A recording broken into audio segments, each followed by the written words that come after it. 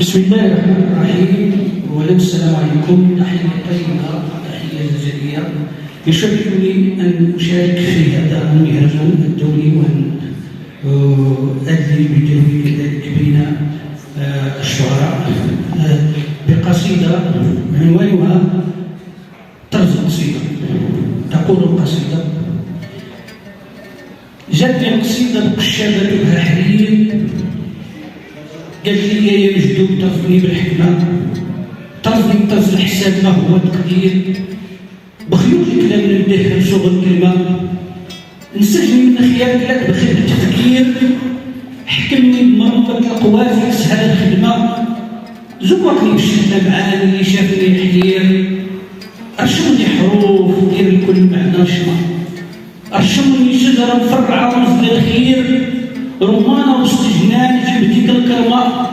أرشمني فراشة بين ورود ونطير، نلم الفرحة بالصغار ونفرقها بسمة، أرشمني نوارة فتحت فوح عبير، اللي سمع الغالي يحلق معايا في السما، زيني بعيد مسك مالي نضير، قد ما كان الكلام حقاني يزيدني همة، اجعل حروفي من بعضياتها تغير، كل بنت من بيوتي يكون عنده نسمة، اطلقني يا سيدي مع الرياح نسير، نونس كل مهموم نخفف عليه الغمة، اكتبني رسالة موجهة منك للغير،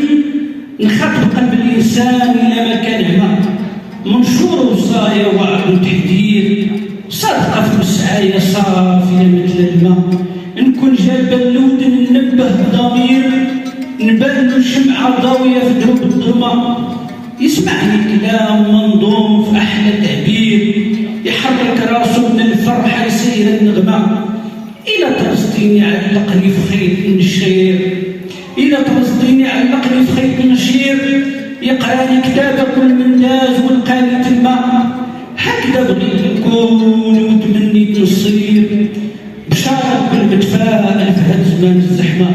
بشارة كل متفائل في هاد زمان الزحمة.